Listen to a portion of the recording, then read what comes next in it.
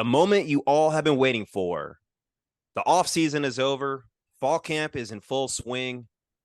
And we're 16 days away from the Florida Gators kicking it off versus Utah.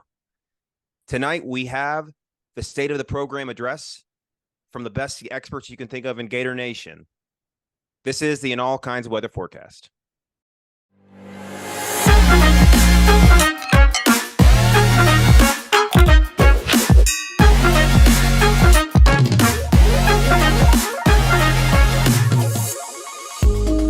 Good evening, Gator Nation. Welcome into our signature annual episode, the State of the Program Address with the In All Kinds of Weather Forecast.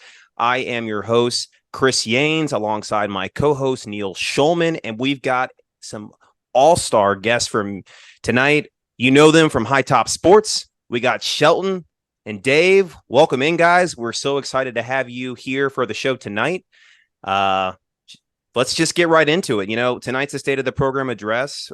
A lot of times people know this as more of the State of the Union whenever the president gets up and speaks about the state of the country. And normally they say when the State of the Union is strong because they want to puff up their numbers. But tonight we're going to give it to Gator Nation straight. So I'm going to lead in with this question. I want you to fill in the blank here. One word answer. The state of the Florida Gators program is what? Shelton, go for it. Humming. That's all I got. All right. Humming, David, baby. David, what do you got? Sustainability. Big words. All right, Neil, let's say you. Feels like a double entendre here because it's the name of the quarterback of our first opponent, maybe, but rising. Oh, it's uncanny. It's uncanny. I was actually say ascending was my word. Nice. So, all right. So we're feeling positive vibes. You know, obviously last year and the season didn't end the way we wanted it to. 6-7 loss in the bowl game, 3 straight losses to end the season after we were riding high from a victory against South Carolina and Texas A&M. But I think there's some buzz about this team that, you know, coming out of SEC media days, the media doesn't really think a whole lot of us going into the season. Most people think we're a 5 or 6 win team this year, but there seems to be some confidence now within the Gator program from our coaching staff specifically that they think this is going to be a team that overachieves. So guys, you said your one word. I want to kind of hear why you think that though. So Shelton, you said humming. Why is the Gator program humming right now? I go to recruiting first. Obviously today we landed Wardell Mack, number 3 cornerback in the country. That's part of it. The class is ranked 3rd overall, and things are moving in the right direction. Obviously, like you're hearing all the news, all the positivity coming out of the camp, out of the fall camp currently. I think the buzz behind Graham Mertz is there. The running back room is there. The wide receiving core, it's young, but it's explosive, and we're excited to see what they're going to be able to do. I think that defensive core and what Armstrong's bringing, just his energy, his electricness to the field, all those things are coming together at the right time. Billy has had a swagger amongst himself this entire offseason. I keep referring to it, just the way that he carries himself through his press conferences. From the clips we've seen him on the field, he seems to be in a better place than he was last year. I feel like last year he was constantly behind the 8 ball, trying to catch up. And this entire time, but at each checkpoint that we've had up until this point, feels like we're ahead of schedule. And with recruiting, with the play on the field, which leads me to go with humming. No, I like it a lot. And one of the things that you stick out there is the confidence that you have when Billy Napier steps to the program. That was like my biggest takeaway from SEC media days. Like this guy has full command of this program. He doesn't listen to outside noise, the prognosticators in the media. They have a plan. They have a system in place. And I think, David, is that one of the reasons why you think sustainable is the word right now? Yeah, absolutely. I mean, you go back to when Dan Mullen was fired, you heard about the nutrition, the parking, all that other kind of stuff. We've kind of went through that, I guess, on last year's episode. You go into year 1 and obviously the players are a lot more happy. You still have some of that Mullen mentality and some of the players, you kind of get used to a coach. You're going to pick up their kind of teachings and stuff. So trying to get used to a new head coach coming in. Some of the kids were able to jump on board, get it done, and some of them got kicked off the team. Some of them went to the transfer portal. That's fine. If that's what they want to do, that's fine. But I think the sustainability part, when you pulled in the other kids from the transfer portal, when you got in your first class, you're starting to hear Billy Napier say like the team's more together than it was, maybe last year, and kind of in his own way of saying it. He can't really say too much like that. But I think sustainability, you can kind of see it now. There's a lot more cohesion. The communication is a lot better between players. We've interviewed probably 4 or 5 players on Hightop, and they're talking about how everybody knows each other's first and last names. They call each other. You hear about Graham Mertz sitting in the room and going after hours to study more quarterback training.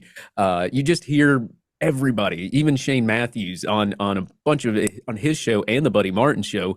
You hear it all over the place, and it's just crazy how it changed so fast in just 1 year to year 2, and the fact that it's just more revamped. You get a different feel. You look at the recruiting. We're number 3 recruiting class right now, and we're not done. And we've surpassed over a decade of bad recruiting. I mean, we've literally surpassed every single recruiting class in the past decade, and we might even go over that with the better class. Of course, we got still more on the way, but I just think now Billy Napier has been able to enforce what he wants out of this program, and now he's able to build some sustainability, get his head above water a little bit. So I think it'll take another year or 2 to get his guys in there, and obviously this talent that he's got in this class. But I think overall right now you're seeing more program stability. Florida victorious now, and not Gator Collective. It's a bigger advisory board. The NIL is kind of revamped here as well. The culture, the facilities, the roster, just adjusting to everything, the quality of player. It's just everything's different, and Billy Napier is building for the future. So that's why I picked sustainability. Well, you took my first talking point. That's just perfect. I mean, the reason I said rising is because of NIL. I'm talking state of the program and the things that happened in the last 12 months. I think are all applicable for this pod. And so we won't spend too much time on it, or I won't spend too much time on it, but we do have to touch on it. Jaden Rashada deal. And I think Florida learned a lot from that. It was ugly. It was just absolutely catastrophic for the program, or at least it seemed to be at that moment, because, oh no, the sky is falling. That was our future and we just lost it. But Florida learned a lot from it, and they operate very, very differently behind the scenes. First of all, the wake-up call of no college athlete is worth almost $14 million over 4 years. That's ridiculous. That's almost as much as Derrick Henry makes. But I think for the fans who go, I just hate the idea of paying players, or at least like back in January or February, there were still a good number of fans who go, I just don't like the idea of paying players. Yeah, it's true that deal was ridiculous, but you know what? I'm kind of glad it fizzled out, because it would have set a very, very dangerous precedent. But even bigger than that, those days are gone. The days of, well, I just don't like the idea of paying for it. No, we're done. That's gone. No going back. Pandora's box is open. Toothpaste is out of the tube. Genie's out of the bottle. You've crossed the Rubicon and lit it on fire, and then threw a grenade back at it for good measure. Those days are long finished. The game now is NIL, is how recruiting battles are going to be won and lost. And I'm not even talking about from a bidding war perspective. I'm not suggesting that teams can or even should shell out ridiculous sums of money for 16, 17-year-old kids and highest offer wins. I'm just saying from a get your you-know-what together standpoint, from an organizational standpoint, NIL is recruiting. You don't have to have the deepest pockets. You shouldn't have the shallowest pockets. You shouldn't be the stingiest. More money is better, but you can have all the money in the world, and if there's no substance behind it, there's no process, there's no procedure, no formula, no structure, you're in big trouble. Just look at Coral Gables Community College for that lesson. And I think Florida has learned that lesson. That's why there is a new day of NIL at Florida. I'm a big fan of Nate Barbera, CEO of Florida Victorious. We had him on our show earlier this offseason. He's got it together. Florida Victorious as a staff has it together. They have some people that used to work in the UAA offices that they took away from Scott Strickland's payroll to work with them. That means a lot.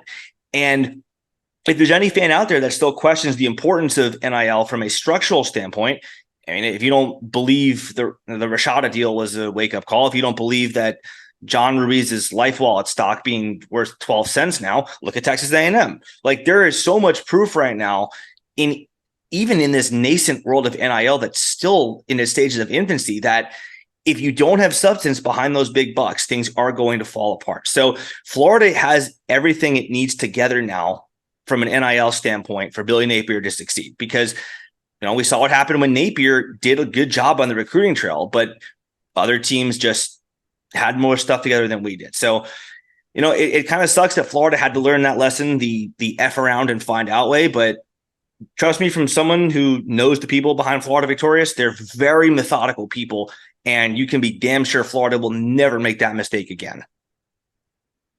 Yeah, the organization is starting to reflect from the top down. Billy Napier, obviously, we talked about it. He has command of the program, and it takes organization and attention to detail to do that. And now we're starting to see that in our NIL efforts. So Neil kind of touched on a very defining moment of the offseason, right? That led us to this point now where we have Florida Victorious, and it's seemingly doing its job, because now we have 22 commitments in the 2024 class. We're number 3 ranked consensusly across the board in all the recruiting services. David mentioned this is the best class in over 10 years, but this is a much more deeper and well-balanced class, because if you go back to that 2013 class, of course, it was riddled with so many great defensive players that went on to the NFL, but it was devoid of offensive talent. But this has a little bit of both, and it's obviously headlined by DJ Lagway. So, fellas, let's talk about defining moments in this offseason that led us to where we are here on August 14th. For me, Neil touched on how the Rashada situation, the fallout from that led to us getting our act together in NIL. But I would say the defining moment of the offseason for me was getting DJ Lagway to commit when he did. I'll never forget the moment last fall. I was at a tailgate with my parents, and they don't follow recruiting as kind of like we do. They're just casual. They see the headlines when they come out, but they don't follow recruitments in detail like we do. And I said to them, we get that kid, the dominoes are going to start to fall in favor for Billy Napier. We needed to get the headliner early, that 5-star commitment, and we got him. So for me, it was getting DJ Lagway, because all of those recruits, so we had Miles Graham, but we needed a quarterback to lead the class. And I don't think we're sitting here today as the number 3 class in the country without that effort. So, obviously you guys can get into that, but what are some of the defining moments this offseason where you think that have led us to the point where we just seemingly now have hope? The state of the program has hope. Here, Shelton. I guess I'll go first. Yeah. I think as you said, most of the things that happen in the offseason is going to be recruiting based. I mean, you're going to have where, okay, the new Heavener facility is built, or some small things around the program. I think the Heavener facility was a good addition, but that was already in the works before Billy Napier even got there. And I think I have to harp on recruiting a little bit too. Like you said, getting DJ Lagway in there really early, the 5-star dual threat quarterback that he is. And usually when you get the quarterback usually attracts the recruits. You got, Darius Hayes, Miles Graham after that, and you added some other additions. Obviously, Chauncey Bowens, he flipped, but you're still able to sustain that and build another class. I think the defining moment of this season really was that July weekend where we got it. What was it? 4 or 5 elite recruits, just one after the other. And it was crazy. It was just like Jubilee weekend, like we called it. Let them know, Chris. That started the Avalanche in recruiting. I knew, I was told, obviously that there was going to be a commit, and it was Amir Jackson, right? But we did not expect the other 3 guys to go to Steve Spurrier's at Gridiron Grill and just all commit at one time. I remember looking at my phone that night, and I'm like, oh my God. Oh, I just kept nobody knew about it either. I was like, y'all didn't know this was coming? Nope. Nobody knew. It just got there. And I think that was really what sparked the recruiting class even more. You already had a good start. You already had 3 top 50 guys and a 5-star in your class. So you were already at the mountaintop. You got Kanan Daniels, but then, Chauncey Bowens flips, and Florida Gator Nation's like, all pouty. I mean, you hear everything on the timeline, but then you have Amir Jackson. He commits. And after that, you get 3 more commitments that were top 150 guys, if not better. And so now you started the confidence. Now you got the recruiting going. And then after that, it's just been week after week after week. It seems like Florida's landing a coveted recruit or an elite recruit after that. And right now, as you said, we're sitting pretty good. And we're not done yet. And I know we're not done yet, but I think that's what really kind of started kind of where you left off there. But I think it was really that July weekend that really cemented this recruiting class for the future. And obviously, you got your 2025 kids. They see this going on. They say, man, all these kids want to come to Florida. And they're looking at that and it's like, maybe I want to go there now. I mean, look what Billy Napier's building. So I think that's what really sparked everything. I don't think we've talked so early in a cycle about the next class because we're so far ahead of the game now. We're able to actually start thinking about, 2025. And that kind of organization is fantastic because this time last year, we were wondering if we were going to have, 20 commitments, which that's what we ended up with. But we were struggling to really fill out a class. And now we have 22 alone. Or if you think back to the Dan Mullen days, we just did not plan ahead like that. There wasn't the foresight to. So, when you do your homework ahead of time, you're able to kind of do that. So, Shelton, what about you? Off-season headlines, defining moments. Was it that Jubilee weekend that David says, or anything else? Yeah, and to kind of speak to, I talk about that all the time on the show, where we're way ahead of schedule. Like you said, last time this year, we were excited, but there was still a lot to do, and it feels like we're kind of at the end here, just nitpicking, like how are we going to close off this class? And I was going through reading some articles today, and it is wild how many 2025 recruiting updates there are, and we should be because that's where we're at. Just to be different because you chose the Lagway and I was going to go with the Jubilee weekend because it was massive. I think, look, the weekend that they had him visit, that very first weekend, you could almost pinpoint it back to that because the tone was set there. We had Maybach Bailey was born and just the energy that came out from that weekend and being first, right? Because I followed was FSU, Georgia, other schools, they started having their big weekends. So we were able to set the tone, which last year, like we just said, we were playing catch up the whole time. And I referred to, I think you guys were on the show when I talked about lighting the piano on fire. Truly believe that Billy went and lit the piano on fire, said, here's what we're going to do, take it or leave it. And now the second weekend is where we've had more success from. But I feel like those weekends really were, set the tone for us to have a day like Dave just said as well. Again, just to be different, I think Dave probably nailed it on the head with getting 5 recruits or 6 recruits within 48 hours. But yeah.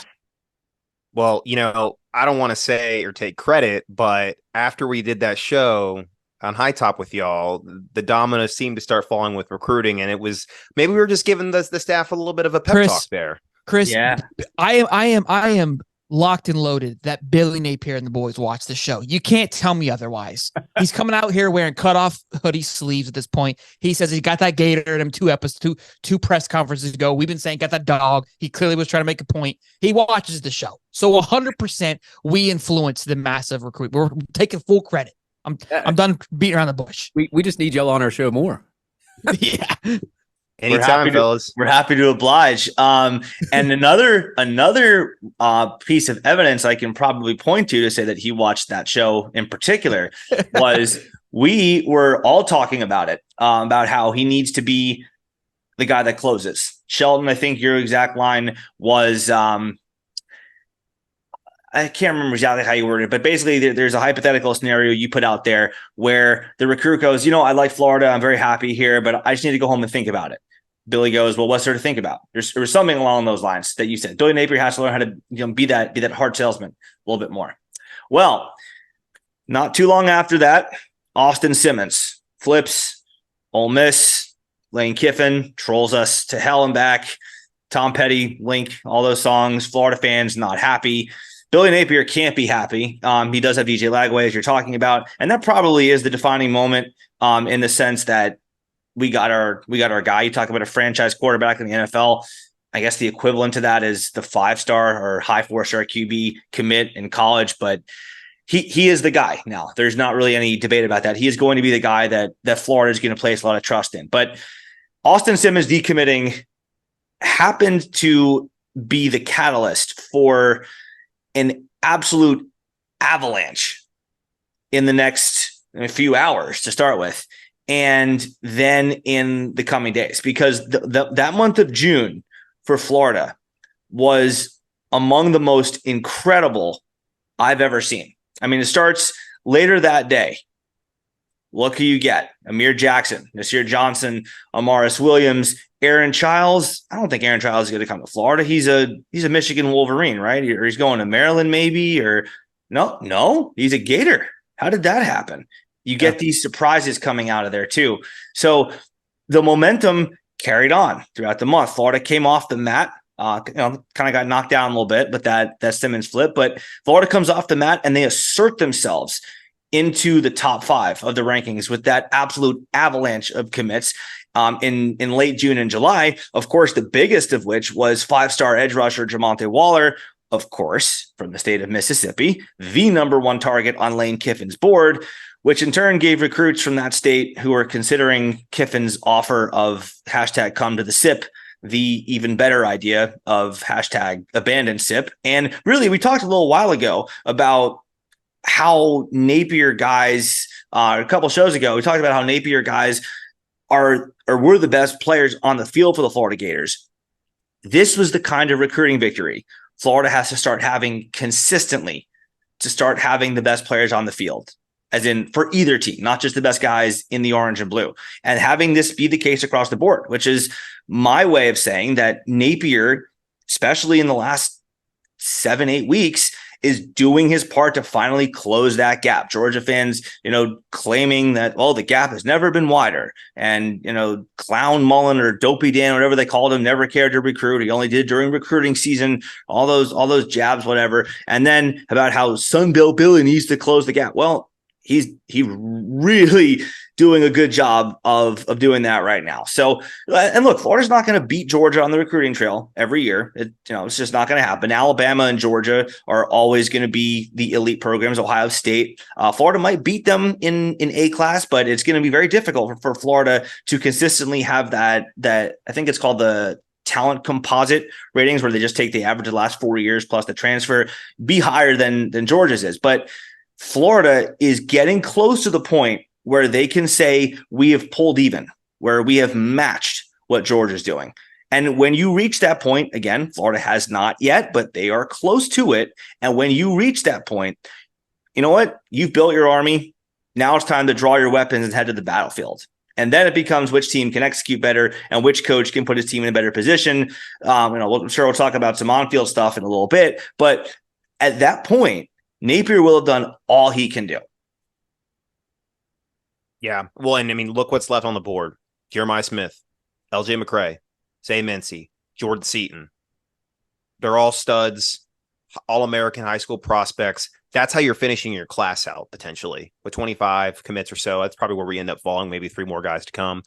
Jeremiah Smith's going to be a tough flip, but you can't really rule it out now the way recruiting's been going. And you have a headliner in DJ Lagway. And if as we're going to get into tonight, I'm sure we'll talk about what we think is going to happen this season. But let's say we overachieve a little bit, expectations, and there's a true vision that like next year we could really make a big jump.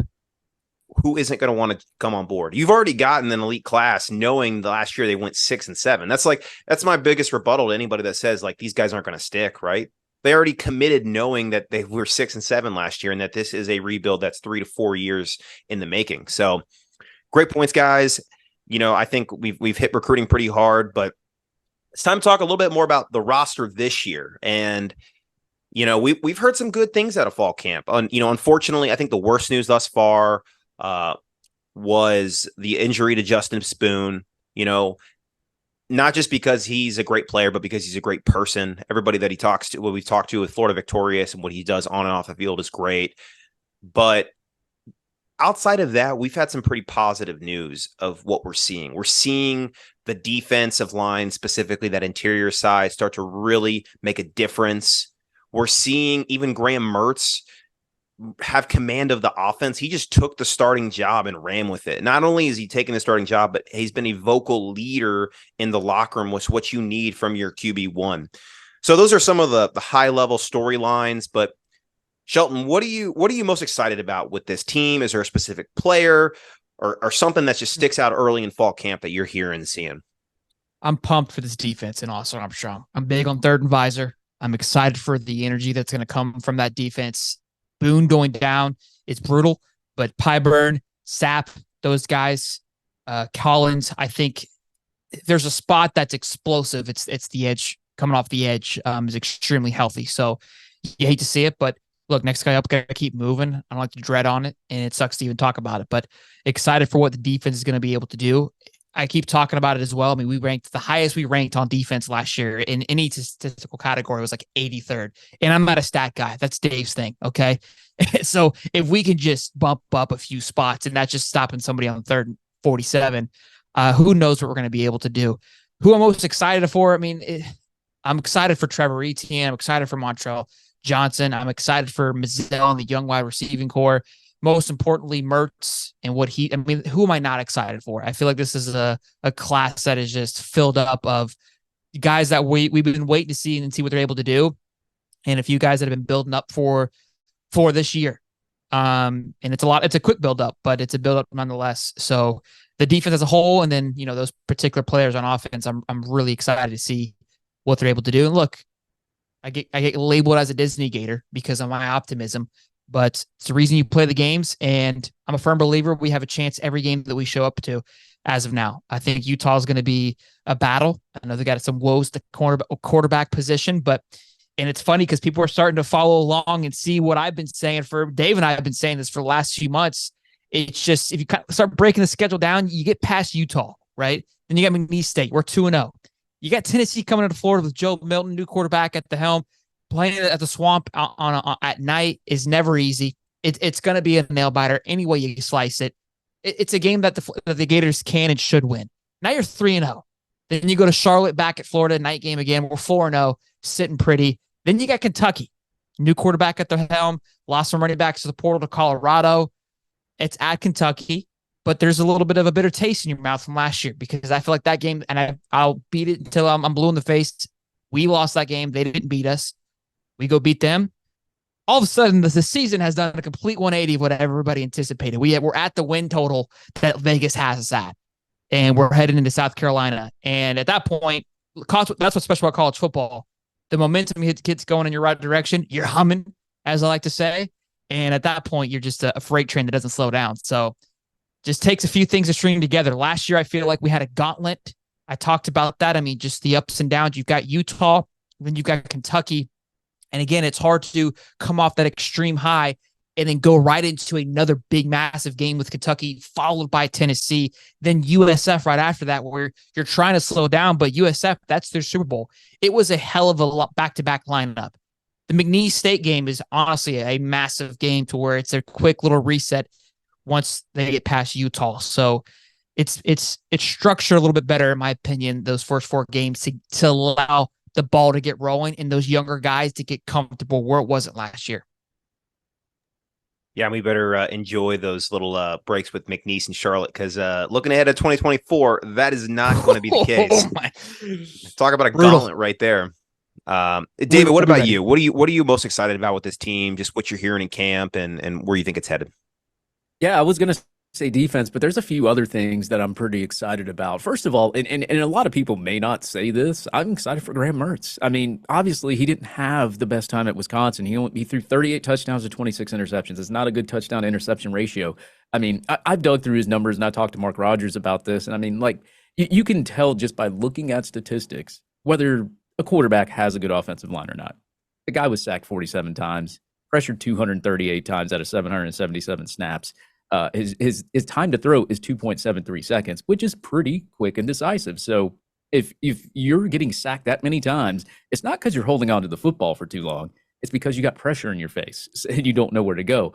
So I'm kind of with what I saw last year from Anthony Richardson, comparing it now to Graham Mertz. Graham Mertz is a little bit more of a polished, accurate passer. I'm not going to say he's Joe Montana or anything like that, but I mean, in his yardage range, 0 to 9 yards, he throws for 71.71% completion rating, 738 yards, where Richardson only did 58.6 last year. So those simple throws, those slants, those out routes, those little short passive plays, you're going to get a lot more production out of Graham Mertz. And that's what we missed with Anthony Richardson. He was one hell of an athlete. Don't get me wrong. He has way more intangibles than Graham Mertz does, athletic and physical wise.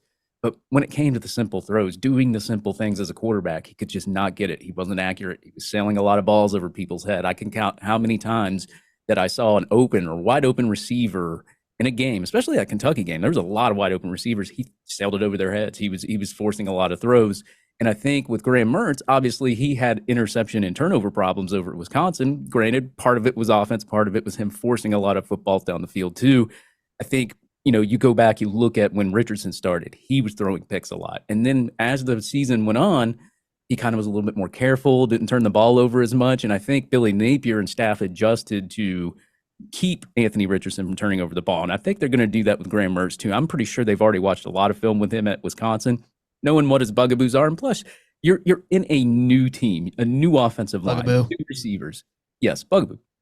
And and it's just it's going to be different. He will have different weapons. Of course, the schedule is really hard. It is really difficult. It's like a top 5 difficult schedule. The defenses get harder in the SEC too, but he will have more skilled players around him. What I want to see him improve on is the passes from the 10 to 20 yard range. He only had 48.6% completion rating there, which those you should be hitting a lot more at a higher rate. Now, 20 plus yards, 41.5%. I'm not really harping on that too much because when you throw a deep pass, it's a more difficult shot. A lot of quarterbacks don't have good deep pass numbers unless you're Joe Burrow having one of those seasons like he did.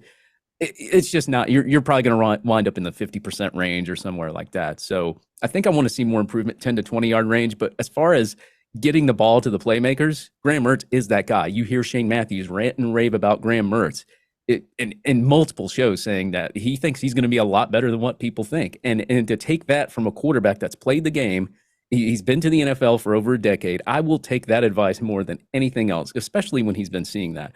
I'm also really excited for special teams. I don't think we've had a special teams return since 2020 with Kadarius Toney. I'm really excited for that. You start out last year, in special teams, you have Xavier Henderson back there. He's a viable catcher, right? But you didn't really get a lot of production out of him. You maybe got 20 yards out of him. Every now and then he could squeak out 30. That was it. When they switched him to Trevor Etienne doing these kickoff returns, I mean, you saw these returns going 40, 50 yards before he was tackled. And now you have him on kickoff returns and you have Ricky Pearsall on punt returns. So I think special teams I'm a little bit more excited for too, because now you got more skilled players. He even talked about putting Aiden Mazzell back there and some of these other speed Eugene Wilson type of guys back there on special teams too. And also if you put those in the lineups before, a team kicks a football, those guys are so fast they can jump up to the line and probably block one of those field goals. So I think special teams is going to be improved too. And I think that's something we were missing. You go back to, you look at that schedule, we lost a lot of those games by a touchdown or a possession or maybe a possession and a half. You get some good field advantage, or you can take one to the house. I mean, that is the difference between you losing the game and maybe just tying it instead. And obviously, as Shelton said, I'm going to go a little bit on defense here too, because that's what I'm excited about too. Can't get any worse. I said that last time too. I think we were on here and I said, can't get worse than Todd Grantham. And it did. So with Austin Armstrong and the new skill talent that we have, guys transferring out, getting more skill talent, even though that they're inexperienced, I still think they're going to be an improvement. And I like where the linebacker sits and the cornerback sits and our defensive line, the way that it's played in these scrimmages. I'm just a little bit worried about that safety room, just because I haven't really seen much from it. Trading is gone, so you're going to see new people like R.J. Moten, Miguel Mitchell, some of those guys back there. So I'm a little bit more skeptical of the safety position, but that's only because I have not seen much from it. And R.J. Moten, I've only seen a little bit of time from him at Michigan, and that's it. But that's what I'm really more excited about is the quarterback position there in special teams. Well, I mean, you make a great point, or you relayed a great point from Shane Matthews. Sorry, Dave, you're very intelligent, but I don't want to give you credit for something that Shane said. But the idea being of getting the ball to your playmakers. Sometimes fans will say, well, he's just throwing screen passes. Like a great example was from 12 years ago now, but I remember distinctly a Facebook comment from 2011 where John Brantley throws this tiny little screen pass to Chris Rainey and he goes 80 yards through the Tennessee defense for a touchdown. And some guy on Facebook was having the attitude of, well, that's all Rainey. Brantley doesn't deserve any credit. He just threw a ball that my 4-year-old daughter could throw. Well, maybe, but Brantley hit him. I have seen college quarterbacks get excited. They put too much fire on that throw. They get a little antsy and they short arm it. Maybe they lead the guy too much. Maybe they try to get too cute and throw like a perfect rainbow that leads the guy 20 yards downfield and they overthrow it. Maybe they under it. You can overthink that throw and miss it so much rather than just doing the easy thing. I mean, I think it was I want to say it was Anthony Becht in 2017 on a Florida game. One of the 3 games he called with Beth Mullins that year, where you don't have to be Superman Felipe Franks. This is when he was a freshman. You don't have to be Superman Felipe Franks. Just be Clark Kent. Just do the basic bottom line things. Let your playmakers do what they do. Because again, a guy like Chris Rainey was on the Florida roster from 2008 to 2011 because he was a great ball carrier. So give him the football. Give him the ball in space, let him bypass that line of scrimmage, and let him do what he does with that vision, with those cuts, all that in open field, green grass, where he doesn't have to pick a gap and shoot through it and doesn't have to rely on the offensive line to do its job. So your running backs are the best ball carriers you've got. Give it to them. Throw those screen passes, hit Montrell Johnson on that flare, hit Trevor Etienne on that screen pass. Has to be one of the more accurate throws you have, honestly, and because you got to lead them just perfectly so that they catch it in stride, yet not lead them too far where you overthrow them, not lead them into a buzzsaw where a defender comes in and literally kills him or gives him a serious injury because he's just clocking him at full speed, and not underthrowing him. So he has to slow down, take his eye off, downfield so he can't see with his peripherals. He has to completely turn himself around and then he loses yards out of it. So those kinds of little things, from what I'm hearing, obviously from what you guys are hearing and seeing too, he's doing those things. So if Florida's offensive line does its job, if Florida's receivers step up and they run the routes with the crispness that they're supposed to run them with, I think Graham Mertz is going to be just fine. And speaking of things that we're hearing, I'm hearing that In All Kinds of Weather just launched its own merchandise. That's right. That awesome special logo we unveiled about a year ago now is available on all kinds of merchandise, which allows you to not only brace for, but enjoy the elements with style and comfort. Whether it's a scorching summer day or a chilly winter night, a rainy day, or just a humid one, we've got the gear to keep you comfortable and looking your best, quite literally in all kinds of weather. Our apparel collection includes hoodies, performance type t-shirts, soft style t-shirts, tank tops, hats, sport tech, polos, koozies, tumblers, quarter zips, beanies, pint glasses, and so much more. And it all features that special vibrant alligator logo that casually pays tribute to all your favorite moments in Florida Gator history. So don't wait. Order now so you can have it for football season. Go to www.inallkindsofweather.com/merch to get yours today. Again, that is inallkindsofweather.com/merch. So with that taken care of, let's get back down to business. The big thing that we've talked about, I would have liked to have kept Ethan White. Would have loved to have had Ventrell Miller again. Would have liked to have kept AR for one more year. Would have loved for him to come back. For the most part, the best guys on that roster last year were handpicked Billy Napier guys. They were true freshmen. They were transfers. So you tick them off. Trevor Etienne, true freshman. Ricky Pearsall, transfer. Shamar James, true freshman. Osiris Torrance, transfer. Chris McClellan, true freshman, who, by the way, just somehow committed in that time vacuum after Mullen was fired, but before Napier was announced as the head coach. Tells me Napier doesn't sleep and moves very quickly. But anyway, Kamari Wilson, true freshman. Montrell Johnson, transfer. Devin Moore, true freshman, et cetera, et cetera, et cetera. Florida, yeah, I know they were 6-7 last year, but those are the people who produced good tape the most consistently for the Gators. And that was on a roster of 20, 25, maybe 30% Napier guys, the rest being Mullen guys. And now that's flipped. Now we have a roster that is predominantly going to be Billy Napier's handpicked guys. They'll either have come in from a class that Billy Napier himself concluded. He signed them. Maybe Mullen started the process with them. Although, did he really put that much effort into it? Napier definitely had to, re-recruit them and re-offer them. And then we had some more transfers. Talked about some of the guys that we brought in this year from the portal. I think Florida did a good job of loading up on the offensive line. Did kind of suck to learn about Keontae Goodwin going back to be with his mother. Obviously, wish him the best, and can't you can't find fault with that. But Cam Wade's tearing his ACL. That sucked too. But Florida got a lot of big time bodies on that offensive line this year. So it does suck to lose Tarquin. It does suck to lose White. I like them both. I both personally and as players. I'm going to miss them for the Gators. White, a second team All SEC selection for the Gators, but I have a feeling Florida will be just fine around Graham Mertz, because now, again, we've seen the quality of the take that Billy Napier has, the ability to land. Now it's time to, as I said a few minutes ago, drop it. Let's go out on the field. Let's play. Yeah, Neil, you bring up a good point. I think last year we undervalued the impact that the freshmen, the transfers that Billy Napier brought in were going to have in year one. If you go back and listen to our state of the program address last year, Dave, myself, Zach Goodall, who was on that episode, most of the guys we talked about that were going to have an impact were all left over from the Dan Mullen era. And in fact, there's a clip, and I'm not trying to call Neil out, but Neil was actually saying ETN was going to, quote unquote, have to wait his turn. I remember.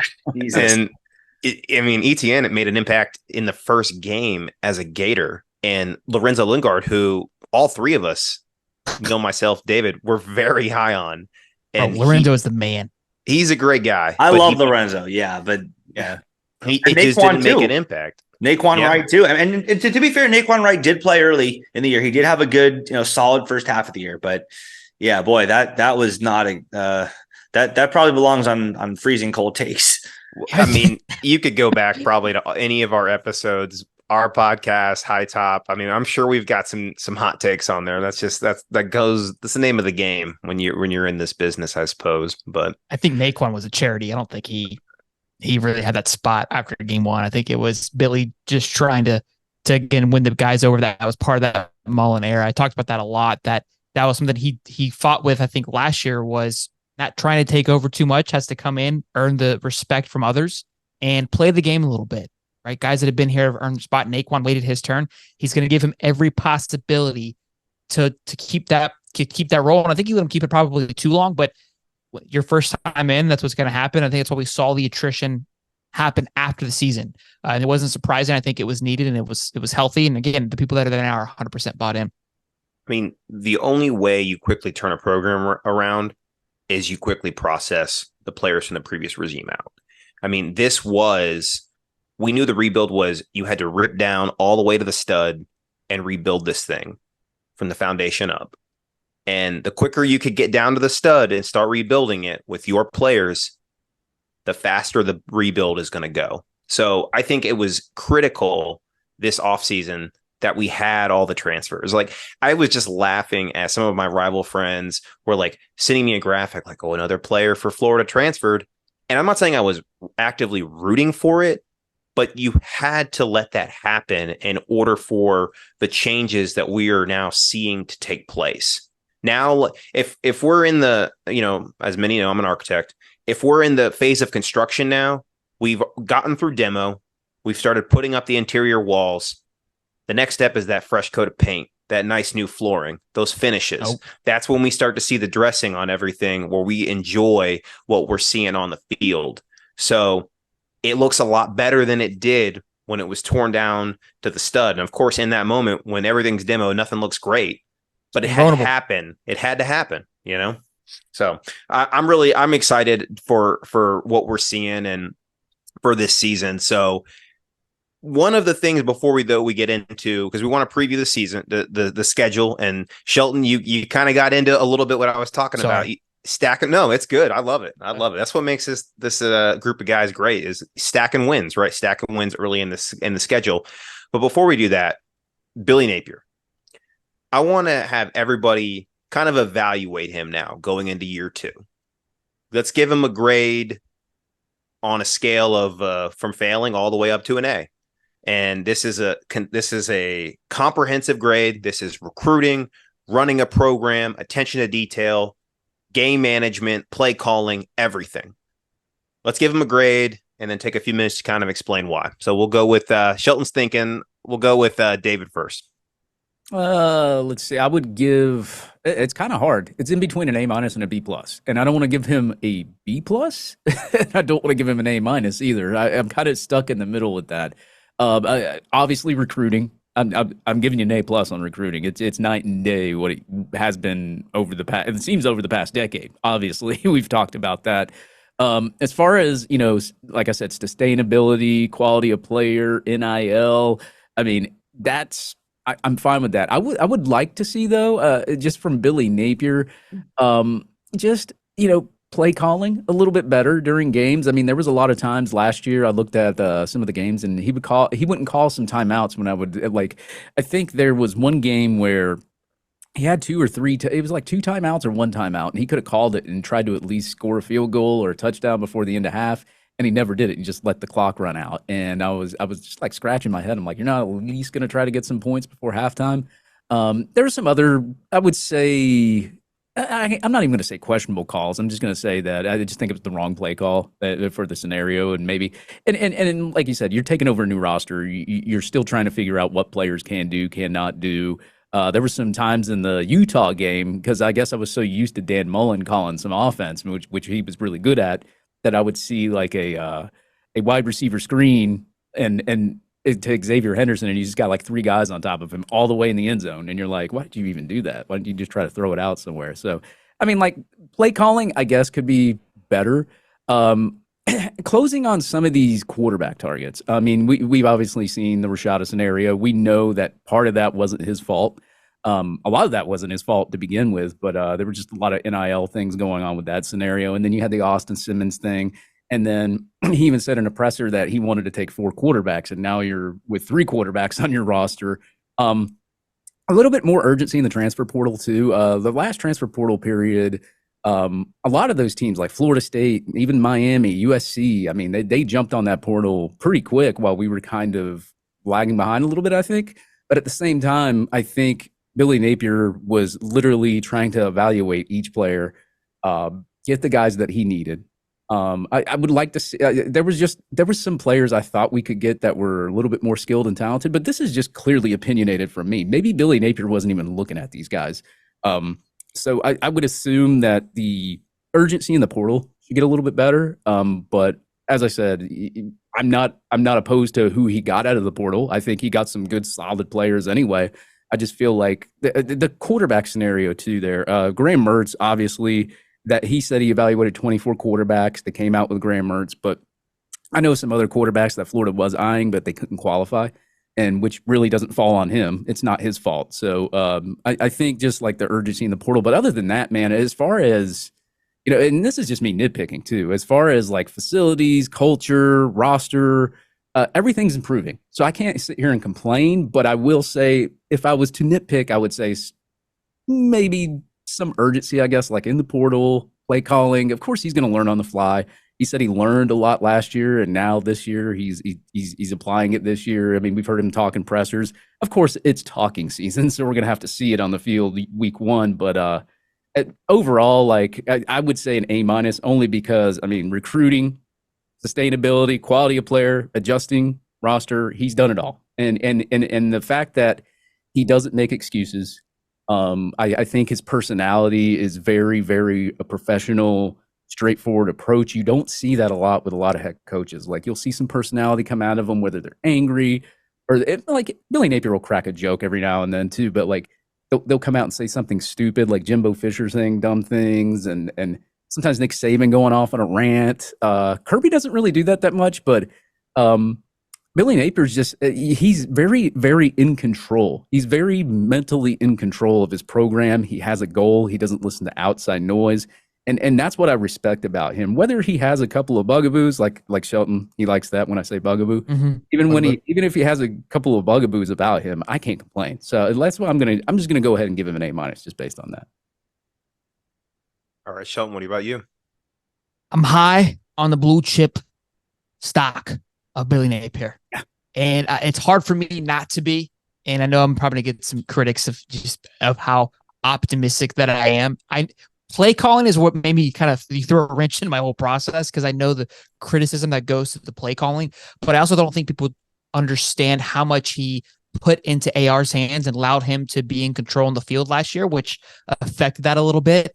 I think he was trying to work with Anthony as much as he could and give him as much control and power to run that offense, because I think he knew that he was heading out.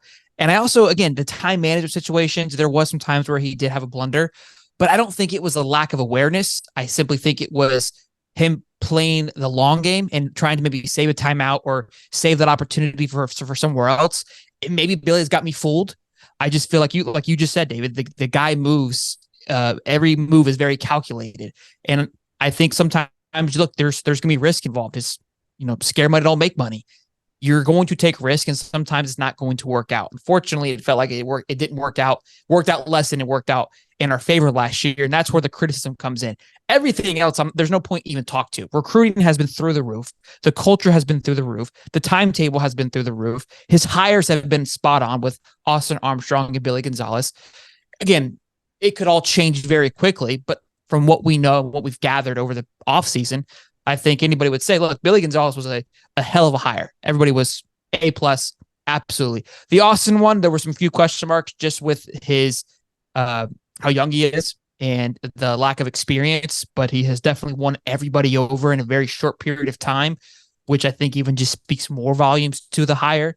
Again, all these things can come back and punch you right in the face very quickly, but I'm high on the blue chip stock and Billy and Napier. I'm all in, and I gotta give him an A. I'm gonna up Dave and give him an A because with what he was given coming into the situation and what he's been able to do in a conference that is just monstrous right now, where everybody is thriving. I think they keep sleeping on that. They keep thinking that we're the Gator of past. We're not.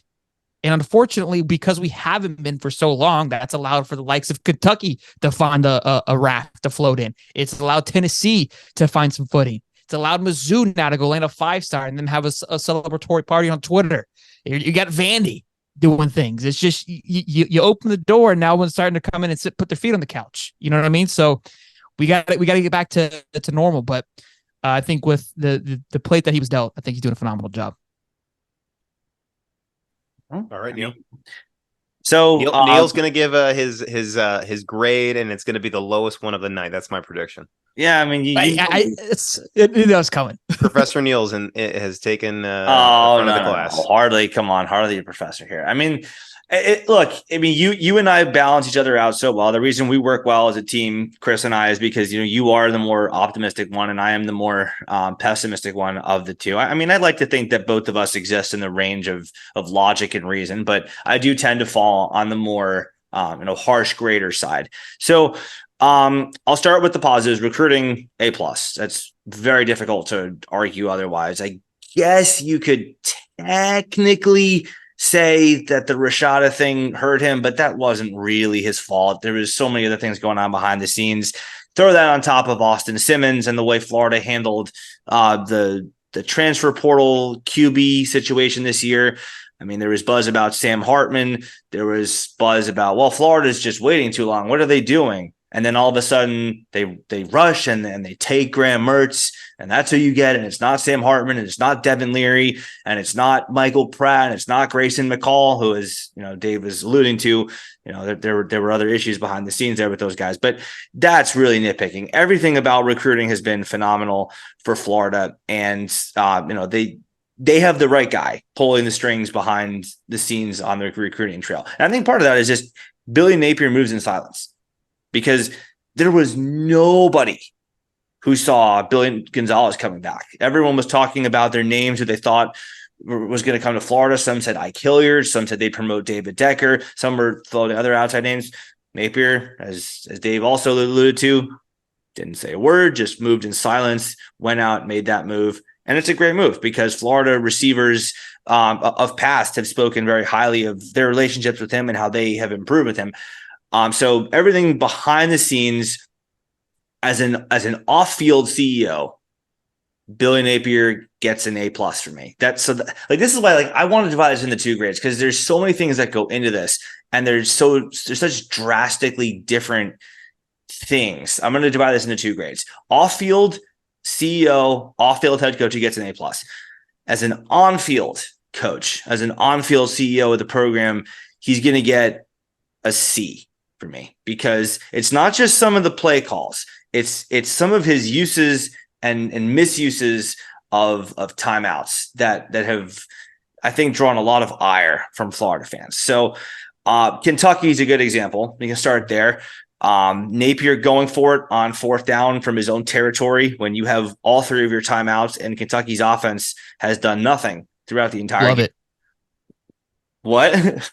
Scare money don't make money. Oh yeah, I love it, baby. So you love it, but see, so here's the thing. So you have a great defense, and you have a quarterback who doesn't have it that night. I mean, Richardson, maybe he got hurt because he'd gotten hit, I think, in an angle where his ankle was bothering him or something. Something clearly wasn't right because he was not the same guy he was against Utah. And you've seen 3.5 quarters of data of Richardson just not being the guy you saw the week before.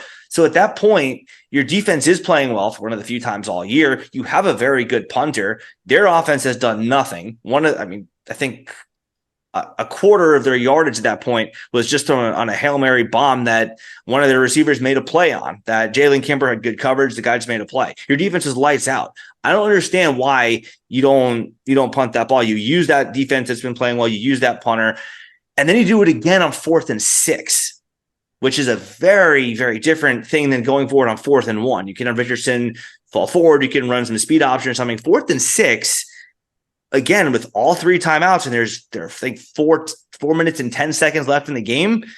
I don't know why you don't punt that. I don't know why, with all 3 timeouts, and again with that great defense that's been playing very well that night, why you don't just punt, play defense. Can I go? You can have a rebuttal to that. Let's hear look. And that was kind of what I was saying. I think I agree with you completely. And I think it's the kind of a gambler mindset, which I have, of you feel like, look, I need something to get the ball rolling here. And I think he saw an opportunity that, hey, if we can get a spark here, we could flip the game over on its head. And he took a gamble, took a risk. And I think he was the risk being you lose the game if you don't get it. That's the fun part about gambling, right? That's the moment there. And I feel like, again, he even talked about it during the Tennessee game where they didn't go for 2 and they kicked the field goal, whatever it may be. The odds show that we're probably not going to stop this defense anyways, just because our stop this offense because our defense is gassed, and we're more than likely going to get wore down and lose this game anyways. But I have an opportunity to win it here. And again, some people may think farther on, like, well, let's worry about that in the future. He saw an opportunity and he struck on it. And if he converts that, it's Billy Ballsack for days. That's my point of, sure. Look, that's the gamble. That's the part I do love about him. Is that excitement? Was there time and place that he could have probably, chose to do it differently? Yes, but I get it. I understand the frustration 100%. You want to fight to live and to see another day. That's a very easy and understandable argument. I like the challenge because he hits it, we're going nuts, and now the momentum has completely flipped. Sure, I mean that's totally fair. I mean the world of coaching is if your play call works, it's a great play call, and if it doesn't work, then you're an idiot. I totally get that, and I'm not a fan of people who are that fickle with or that superficial with their judgments of coaches. But again, like the variables that I listed, if Richardson is having a great day, if Richardson has already thrown for 410 yards midway through the 4th quarter, sure, roll those dice. If you're on their 40, not your own 40, sure, go for it. If their offense has been torching your defense, sure. I mean, maybe because you're not going to stop them anyway. I mean, them being 90 yards from the end zone makes no difference than them being 40 yards away from the end zone. So they're going to score regardless of wherever they get the ball. So sure, fine, go for it. But it was in that situation I didn't understand it. The other one, I mean, there are so many I could point to. I mean, the play calling against FSU, not running the ball coming out of the second half, throwing the ball so many times to the point where Richardson just throws Florida to a 3 and out with 11 straight incompletions through one stretch. But the other one I'll point to, since we have other things to get to, and I don't want to take 5 hours on this, is the end of the Utah game was a very, very strange decision. I'm not going to say that this was necessarily a bad move or a dumb move or anything like that, because it did work out in the end, but that was a big risk that Napier took that he did not have to take. So 2 minutes to go, because Utah feels like 20 years ago with all the roller coaster up and downs that happened throughout the rest of the year. 2 minutes to go, bleeding all the time off the clock he could, and then popping a timeout. So again, it turned out all right because Florida won the game, but that's way too big of a risk to take because you just can't gamble your timeouts like that. And B, the intended gain of that risk before that 4th and 3 of leaving Utah with less than enough time to drive down the field didn't even work because Utah went flying right down the field again and reached Florida's 5-yard line in no time before rising, thankfully, through the game, losing interception to Amari Burney. So I'm all right with bleeding the clock down before that 4th down play, getting your right play call in, making any substitutions you need, taking that time to reduce the amount of time Utah has there, and then snapping the ball with 1 or 2 on the play clock. That's a personal preference thing where, he could say, I want to go. I got tempo. I don't want to take too much time here. Let's just go and make sure we get the first down and catch them on their heels. It's the timeout that followed that drove me insane because you can't do that. If Utah scores a touchdown and takes the lead, you're in big trouble because timeouts are much better saved for when you're on for when you're on defense so that you can call them so that they can't bleed 40 seconds off the clock purposely. Whereas when you're on offense, you control how much time elapses in between plays. So that's the kind of thing where you got to realize how valuable those timeouts are. And you don't know how much you could need them until it's too late. It's one of those things where you don't appreciate what you have until you don't have it.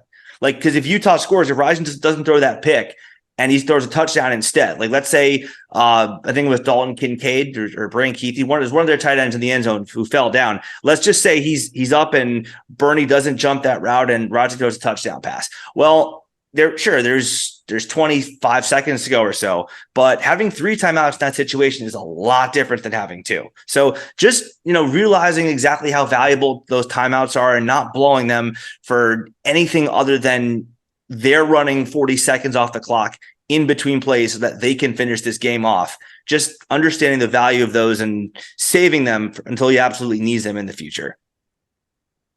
Well, I think this is an interesting question because almost kind of like approval ratings, right? With people when you ask, it depends on what's going on at the time. Right now, I think we're very high and excited for this upcoming season. And certainly, I think we all probably highly approve of the job he's been doing, especially with the results from this offseason. But as Neil points out, Dave pointed out, I think there's obviously some in-game situations where there's room for improvement. So that remains to be seen. And it's a big adjustment going from the Sun Belt Conference, a G5 school, all the way up to the SEC overnight. These are things you learn from. And if there's one thing that I think Billy Napier has proven thus far in his tenure is that he learns from his mistakes. He refines the process. He refines his craft and he makes adjustments. He's done that in recruiting. He's done that in building the program thus far.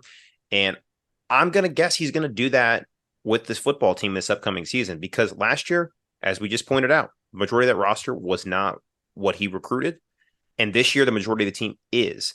And the best players, as Neil pointed out earlier in the show, the best players from last season, by and large, were transfers and high school recruits that Billy Napier brought in. So I think there's going to be more of a comfortability, more of familiarity with the roster, with the personnel, and what they can do with them. And then you start to coach a little more relaxed in those situations. Maybe you don't panic and screw up the timeouts. Maybe you don't make a bad play call. There's more consistency in the game where those decisions where they're questionable become fewer and far between. So I think overall, we all approve of the job he's doing. And if I'm maybe taking the aggregate of Neil's rating, he probably has him solidly in the B camp. Dave probably A-. Shelton clearly A. I would put him right around B+, A- as well. I think he's doing a great job, and hopefully we'll help elevate him to that A range if we have an above average season. So now let's get into it, kind of prediction time. Before we get into evaluating sort of the schedule and our predictions, everybody give me really quick a key to this season. And I'll look at it this way. Give me a key if the Gators overachieve their win total of 6 games, and then give me a scenario of what happened to the roster if they don't. We'll start with Shelton. Okay, so like a defining moment that will. So a key that will. What's a key for the Gators so they overachieve? Let's say they get 7, 8, 9 wins. Or what would have happened? What happens if they get less than 6? They'll make a bowl game. The disaster scenario. Yeah. So for me, it's going to be the defense. Right. That's going to be their key in winning over the 6 games. I think Graham's going to be able to come in regardless. Graham just does what Anthony did last year. Let's just say it's just carbon copy of just produces it. I don't think he's going to run 80 yards down the field at 22 miles an hour, but in a sense of just managing and not doing anything crazy, but not also not losing any games, but the defense is able to hold up a lot more. We 100% went over the 6 games without a shadow of a doubt. Catastrophic, it's going to be injuries. I think if that O line starts to fall apart, the wheel's going to get loose really quick. I feel like we're running out of room here to be losing guys. And if those holes get a little loose on either side, defense with Boone going down, with Shamar James being injured, I know Moore's been kind of questionable. I think Marshall too. They're all just kind of, they're banged being up right now. Yeah, they're being proactive, and Billy said that too. But still, those are concerns that I'm worried about. That younger guys are going to have to continue to step up. So injuries, in my opinion, I think if they start to add up throughout the season, that'll definitely have an impact on us. But that's the negative, and the key is going to be the defense just being better. Being better, we went over the 6 games without a shadow of a doubt. Dave? Yeah, I think mine's going to be quarterback play. As we alluded to, Graham Mertz obviously doing the simple things right. Yards after the catch is going to be a big thing with that. I also think special teams in a way, kicking game, you look at it last year, Adam Malik wasn't that consistent. He was okay. He wasn't great. You also got Trey Smack there. I think there's a big difference in scoring 3 points and scoring 0 in a game, especially with the close games that you had last year. I think the kicking game obviously is something that I guess that if it goes wrong, it could cost Florida some games.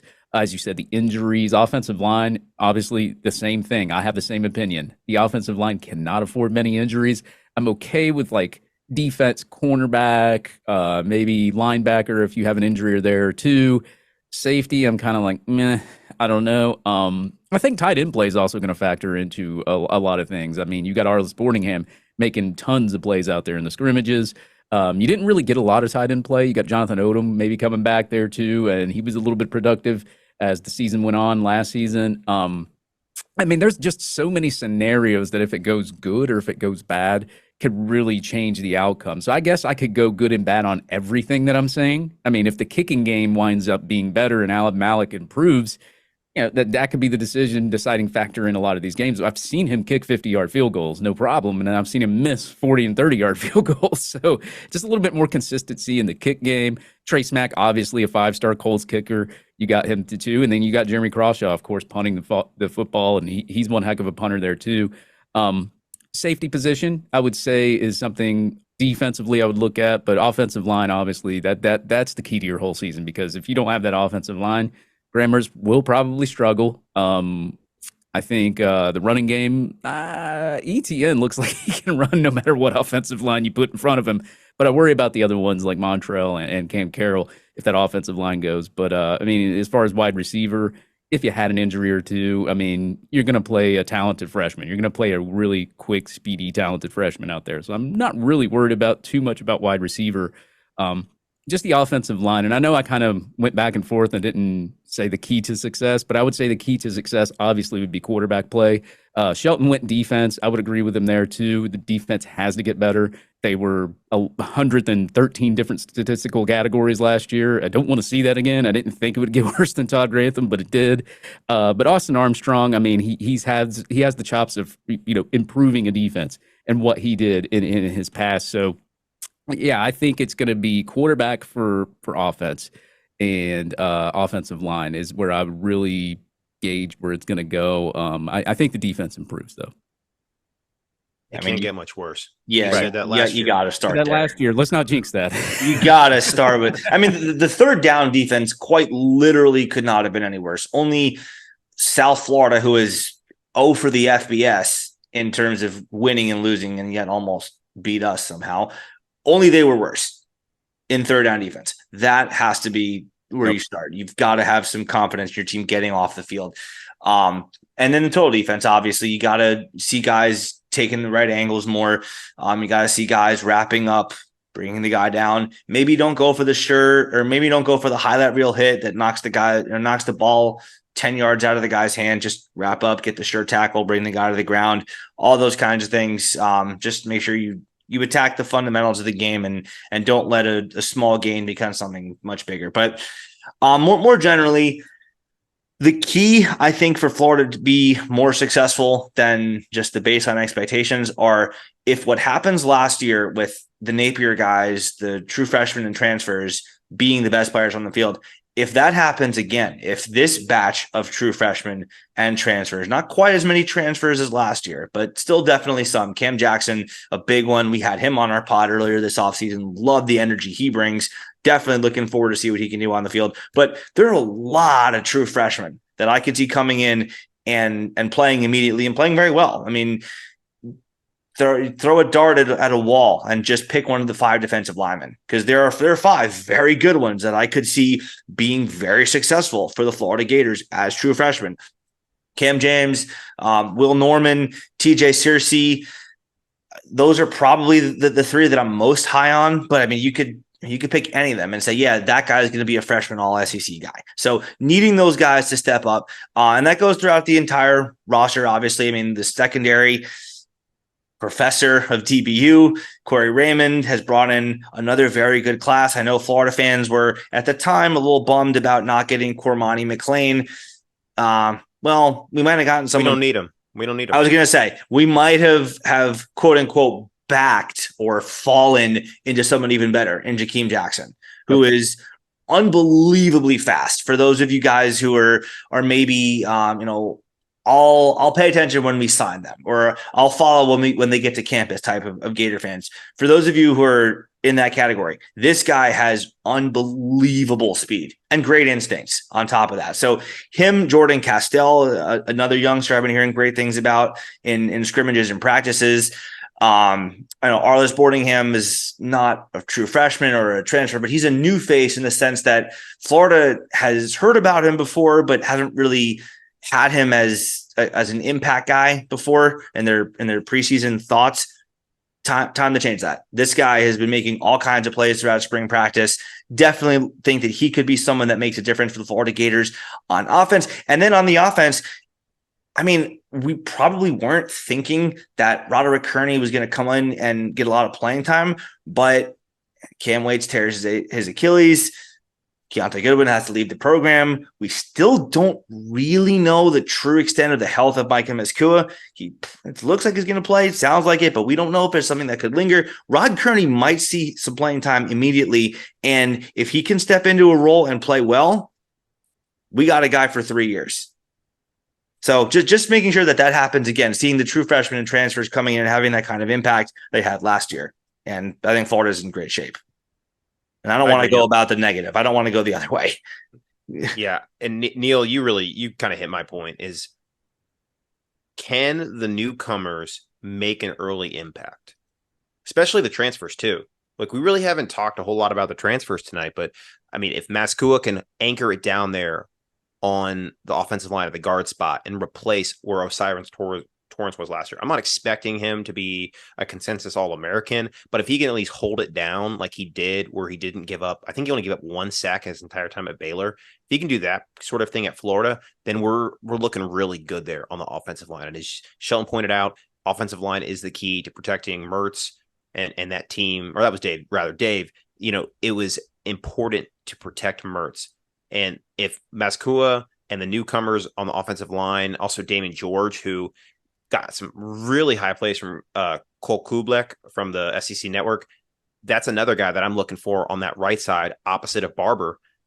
You've got a really good offensive line, but there's not a whole lot of guys proven behind them. So if injuries do occur, that's where I think this thing can fall off the rails. You could go up to Columbia, lose a game to South Carolina, go up to Lexington, lose a game to Kentucky. If you don't have a sound line of scrimmage, especially on the offensive side of the ball, that's where you're going to lose games on the road in the SEC. And you're certainly not going to beat the elite teams of the SEC like a Georgia, an LSU, or even maybe Florida State, who I wouldn't call them elite, but they're certainly look to have a competent roster returning to Tallahassee this year, where you can't, mess around against a defensive line that's very good with a guy like Jared Verse, who probably is a top 10 draft pick next season. So it's a line of scrimmage league. It's a line of scrimmage game. Florida has to remain healthy, but I'm really excited about the transfers coming into this program, and can they make an effort? The newcomers there. RJ Monton was another one at the safety room. That's a big question mark. Somebody mentioned earlier tonight. We don't really know what that room's going to look like. I think it could be a little bit of a revolving door and a trial by error until we kind of get two guys that we can trust back there. I'd like to see a guy like Kamari Wilson, who was highly rated coming out of high school, to be that guy, but he just hasn't proven it quite yet. And all indications of practice are he still hasn't really given the coaching staff enough trust to put him back there and to be the guy to anchor. But RJ Monton, probably. I mean, he's played at Michigan, was on that playoff team in 2021 last year. You know, that's a guy that should come in and I think probably start, but we'll have to see. So for me, the key is, can the transfers and the newcomers make an early impact? And then we've got to avoid the injury bug in order for us to remain healthy and to win the games we should win in the SEC. Yeah, right. I mean, that would be my negative if I were to pick one. I didn't, but yeah, no more injuries. We've had enough of those this offseason already. So we got a couple more things to get to tonight, but before we do that, want to remind y'all that we are proudly partnered with the Gator Good Foundation, the nonprofit organization that works to bring underprivileged Gator fans to their first ever Florida Gator football game in the Swamp, which this year will be against the Arkansas Razorbacks. Just debuted those black jerseys on social media. It will be Military Appreciation Day. That is the reason for the black jerseys. We are saluting those who serve. And as such, the Gator Good Foundation is looking for a current military member, a military veteran, or someone else who is otherwise connected to the military to bring to this year's game. If you believe that you or someone you know is worthy of the honor, please email us at gatorgoodfoundation@gmail.com. It is an all expenses paid trip to the Swamp to see the Florida Gators. Please remember, we are a 501c3 nonprofit organization, so we would love to bring everyone. We would truly love to bring everyone who is connected to the military who applies, but we are looking specifically for someone who is unable to make the trip work on their own means. So please keep that in mind when you apply. We look forward to reading your stories, and we hope to choose someone very soon. Again, it is gatorgoodfoundation@gmail.com. All right. So let's get into the schedule now. Time to, we've talked a lot about the keys. We've evaluated Billy Napier. We've talked about everything that's led us to this moment here, the middle of fall camp. But in a little over 2 weeks, we kick it off versus Utah on a Thursday night in Utah. We're going to go through the schedule now. And guys, let's quickly give a percent chance that we think we have to win each of these games. And then kind of based off that, where you sit on your win total for the 2023 season. So we'll go Shelton, Dave, Neil, and then myself for each of these games. Quickly, in about 30 seconds to a minute, give us your predictions on percentage and why. So let's start with Utah at the top. Shelton? 70%. A win? Chance of winning. Wow. Yeah. You're very confident. Are you assuming Cam Rising plays? Yeah, you put whoever you want back there, Neil. I'll play. All right. Okay. Oh, you are really all in. All right. I like it. Don't make no difference to me. Cam played last time. I don't care if he plays. Fair enough. Made no difference to me.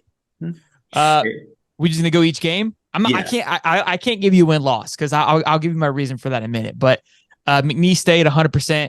Tennessee, I'll keep it at 60. I'm gonna be north.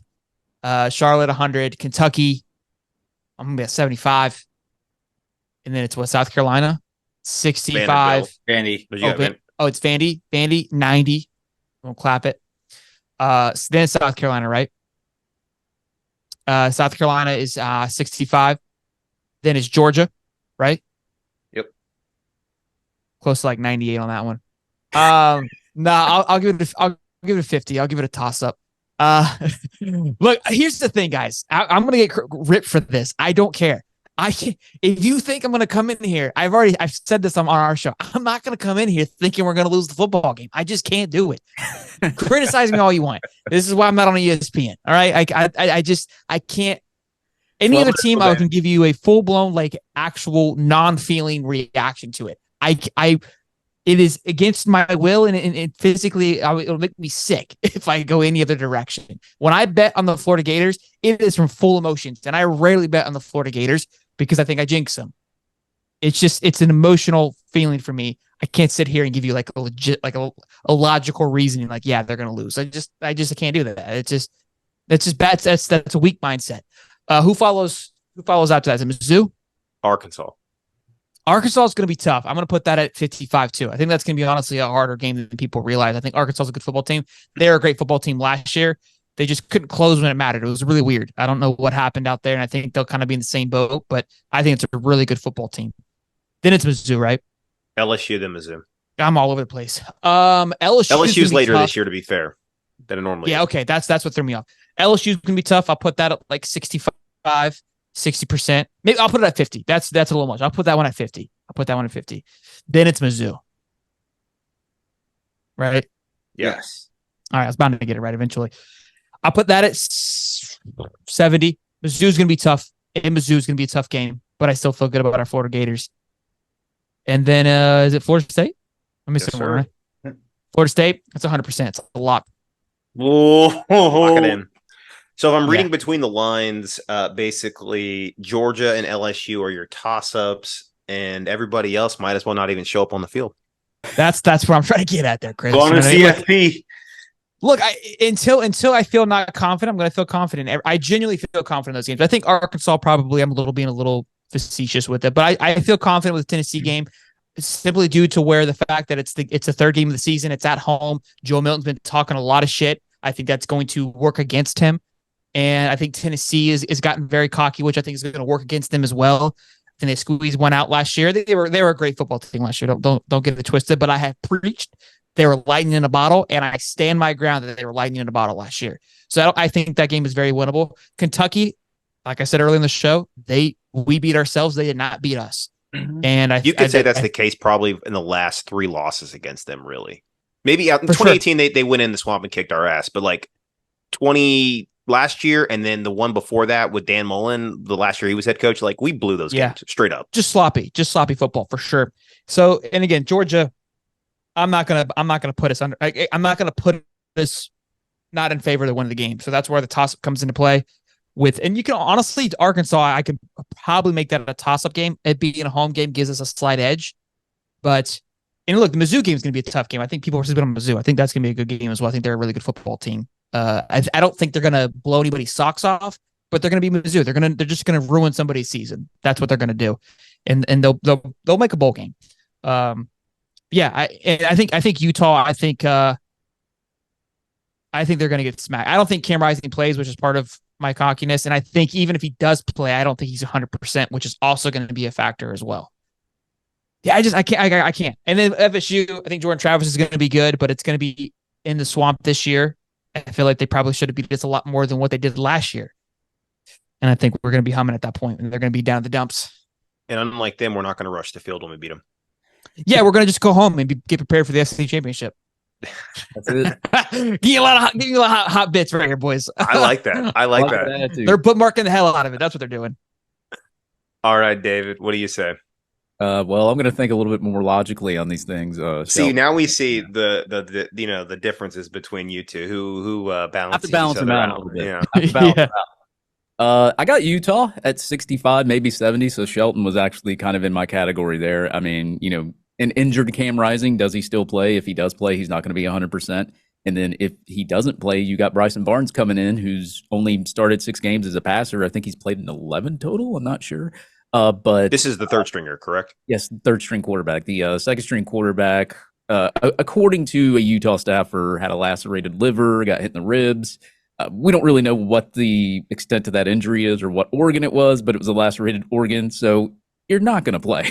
So I got that at 65-70. If Cam Rising was healthy and played, I would probably put it at 45% our way and 55% their way, but now that he's not, I got it 65-70. McNeese, I got 100. They should be able to take care of them. Tennessee, I got 55%. I'm not a big believer in Joe Milton. He just hasn't impressed me. That doesn't mean anything. I'm still a fan of how Josh Heupel runs his offense. So that's why I kind of made this a little bit more closer. It is going to be at home, so I did give us the percentage points on that as well. So I got Tennessee at 55, Charlotte at 100%. I don't really need to go into that one. Kentucky, I got 65%. I know you got O'Leary coming in as a transfer as their quarterback. I think it could be a tough game just based on how he performs as a quarterback. But Florida, I mean, we should be winning these games. I mean, like, I'm not going to say that Kentucky's just going to come in there and blow us out of the water. You look at last year's game, if there were some accurate passes thrown in that game, we easily handle Kentucky. So I'm going to go with us, 65%. Vanderbilt, I'm going 90. South Carolina, I got 55%. I think South Carolina, I picked them as a sleeper team in the East because I always try to pick a team that you don't think is going to win the East, but be a sleeper team. You know, I like what they got returning. You know, they did thump Tennessee earlier on. They kind of found a rhythm towards the end of the season. They really exposed Tennessee's backfield, and you know, I kind of believe, even though I know they don't like nobody really likes the quarterback for South Carolina, neither do I. I think they take a step forward, but I don't know if they can. I don't know how far of a step forward that they take. It could. They beat Georgia game 3. That would be great. But I think they take a small step forward. I'm not sure if that step forward is going to be big enough to beat Florida this year. But so that's why I went with 55 on South Carolina. Georgia, 100%. No, I'm just kidding. I got Georgia at 28% just based on the fact that Georgia, obviously, unbelievable, David. #1 recruiting classes. They're going to have an elite defense no matter what. They're going to give us fits in a way. How do we beat Georgia? I don't know. We almost came back last year, beat them as well. If there was an accurate pass thrown, we would have tied them to Marcus Burke right down the seam for a touchdown. Georgia, they just got too much talent, and they got a quarterback situation. They're starting a new quarterback in Carson Beck.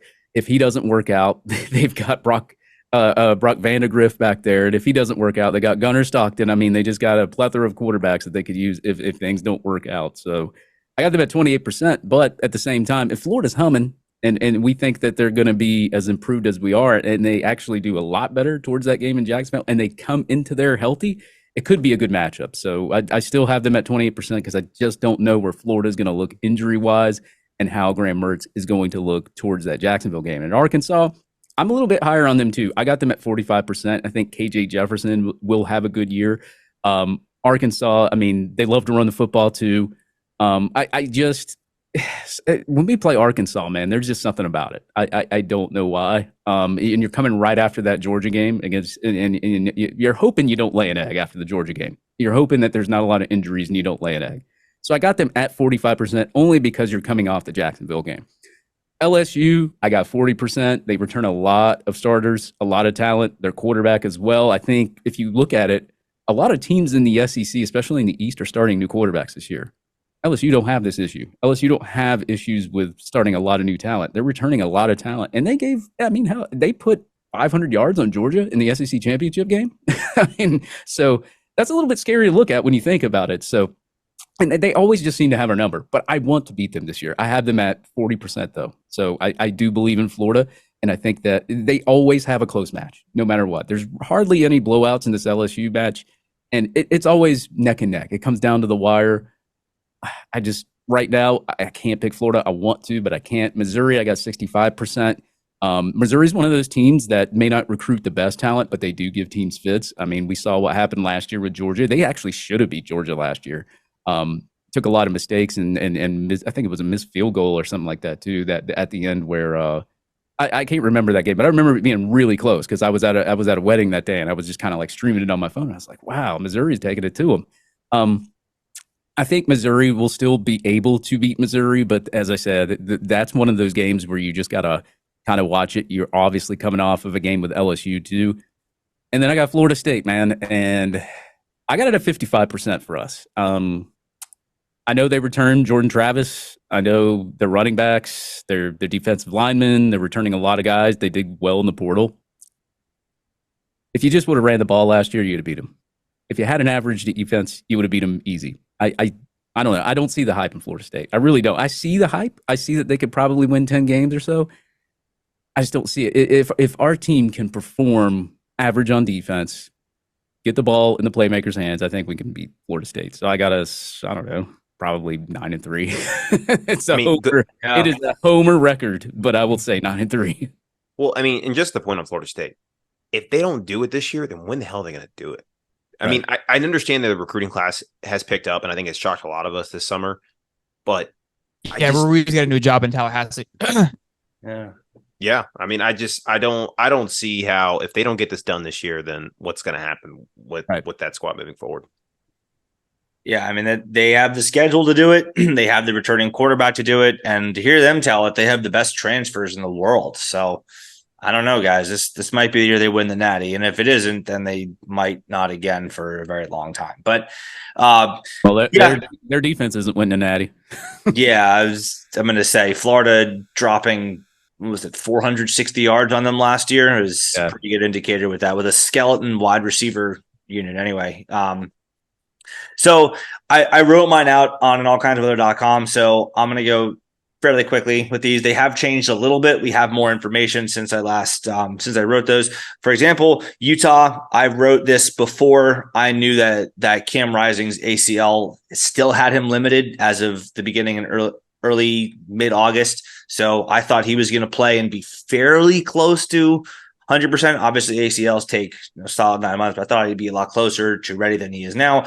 So I had Florida at 32% to win that game there. I'm going to change that now, knowing that he will not be at full strength. I'm going to say that is a straight toss-up. That is 50%, a straight coin flip.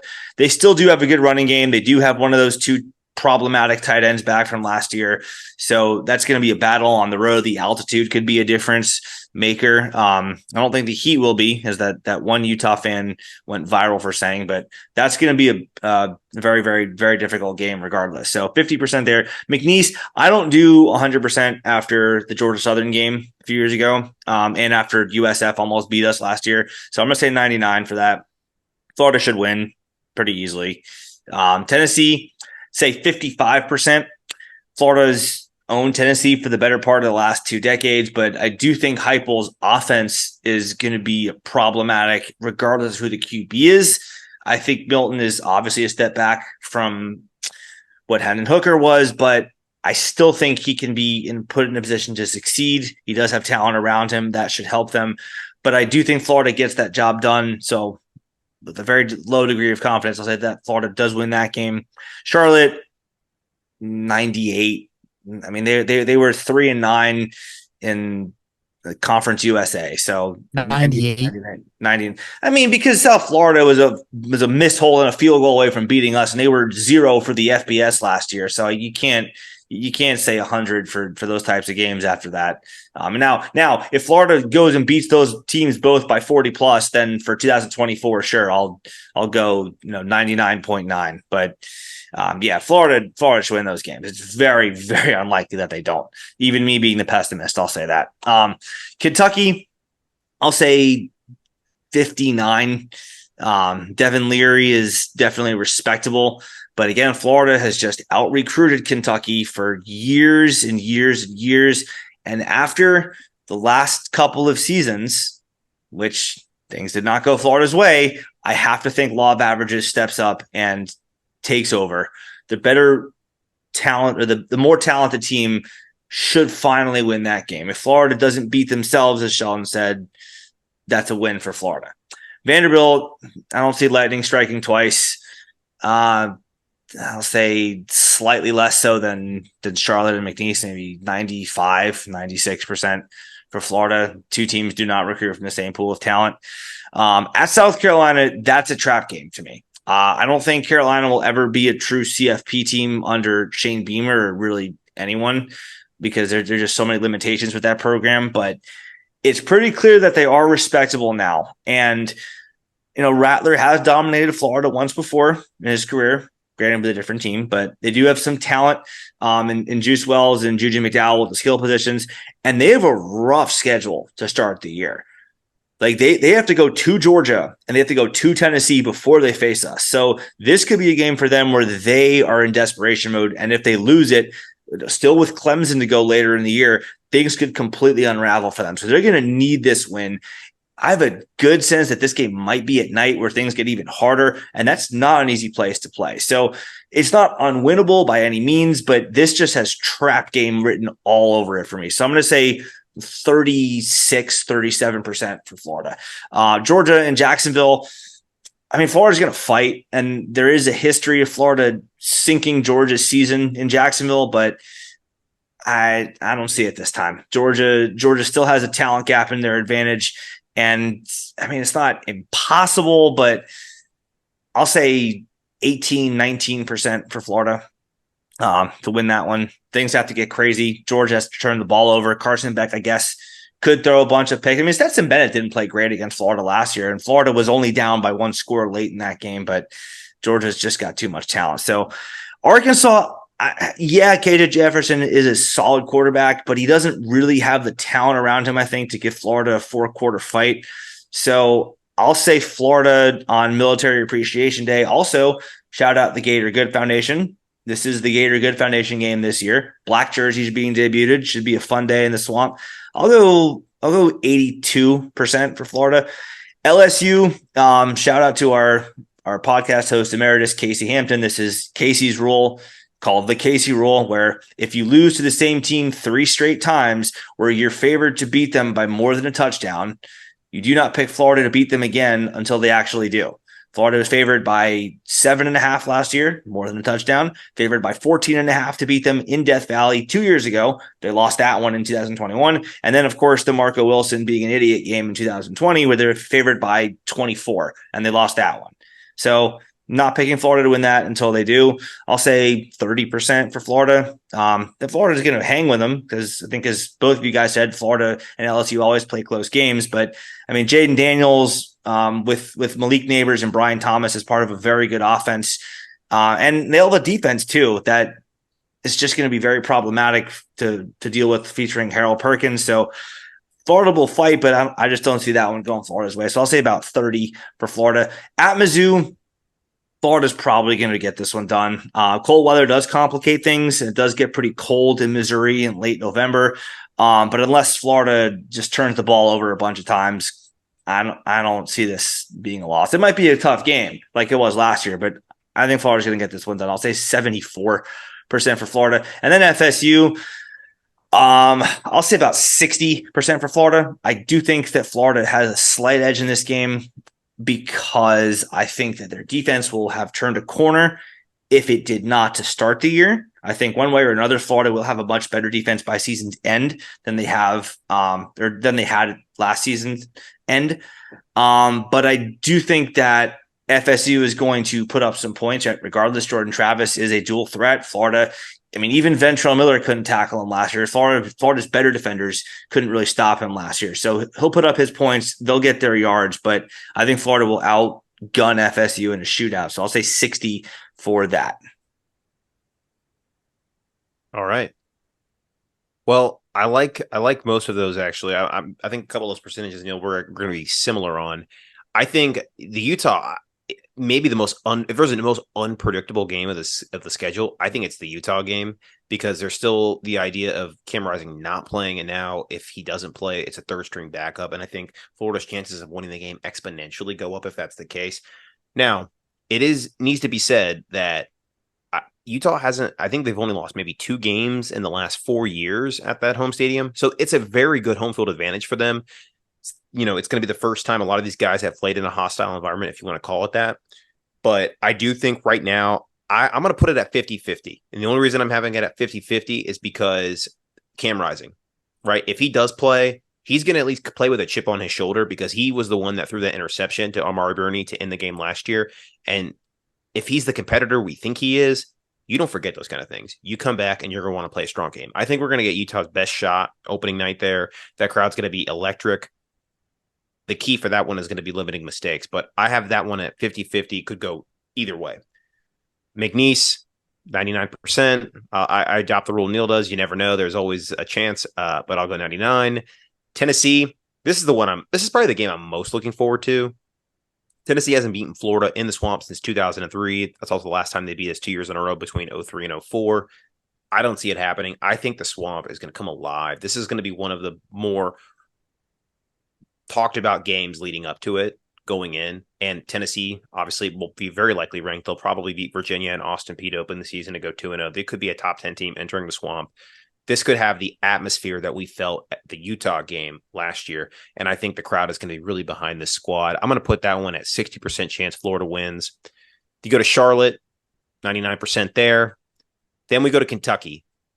We talked about it ad nauseum last year. For Florida to take the step forward, They got to start beating the Kentuckys, the Missouris, the South Carolinas, and now the Vanderbilts consistently if they're going to get back up into the upper echelon of the SEC. I agree. We continue to beat ourselves when we play these guys. I'm going to continue to say that we should win this game and predict that we will win this game. And also, Christian Leary could be hurt going into this game too. We still don't know how his recovery is going. So Devin Leary. Devin Leary could be not 100% for this. So I'm going to say Florida, 55% chance on the road against Kentucky. Then we go Vanderbilt. I'll say 90% there. South Carolina, that's the trap game of the season for all the reasons that Neil mentioned. This is you look at a schedule and you look at a game and you just get a feeling about it. This is one of those games I have a feeling about, and not a good way. And I think that they're going to be up for this game, especially if it's a night game. If it's a night game, I'd probably go and just lean South Carolina almost 60%. But because I'm not sure, I'll say South Carolina 55. And I could revise this. If we're rolling like Shelton's talking about, we've knocked off all these teams to start the season and we're rolling into that game undefeated, then we've got the juice. We're humming. And I think that at that point, Florida, then I revise it and I'd say Florida has a better chance. But as I go into the season with the data that I have now, I'm going to say South Carolina, 55% chance of winning that game.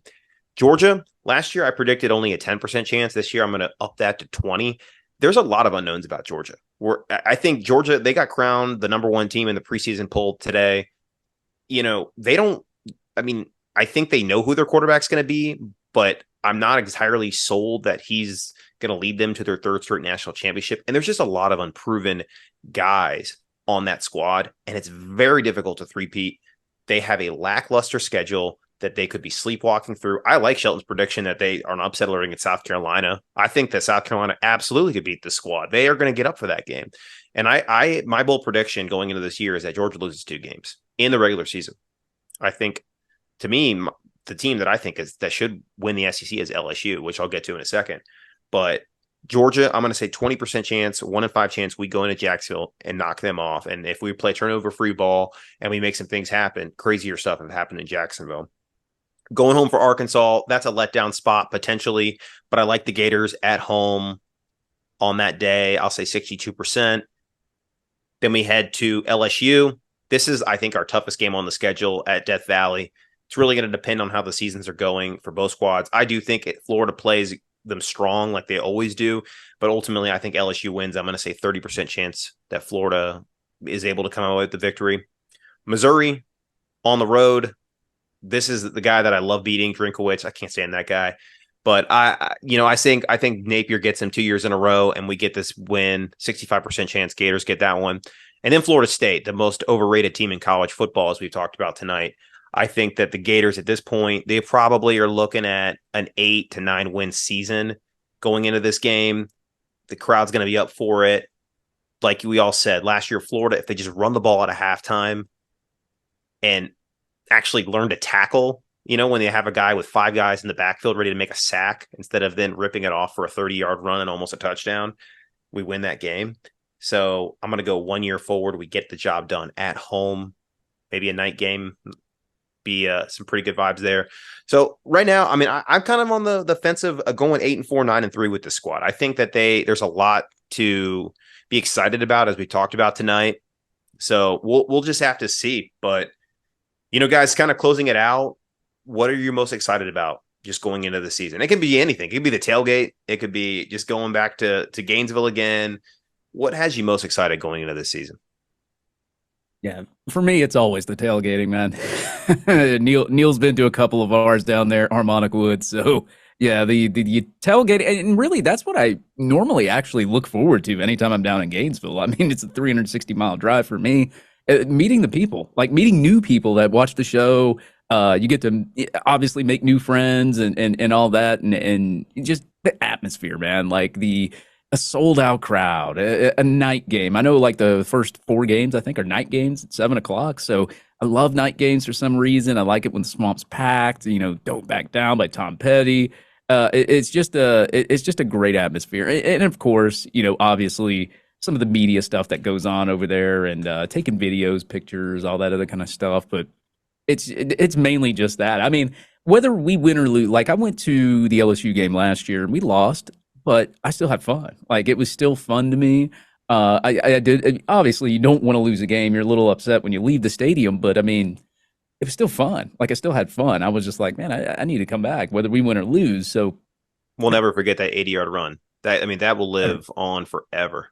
well, we also won't forget that interception that got called back too. That was, Yeah.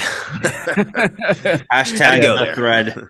the crowd went crazy, and then I saw that yellow flag go, and I'm like, that's gonna get called back. Yep.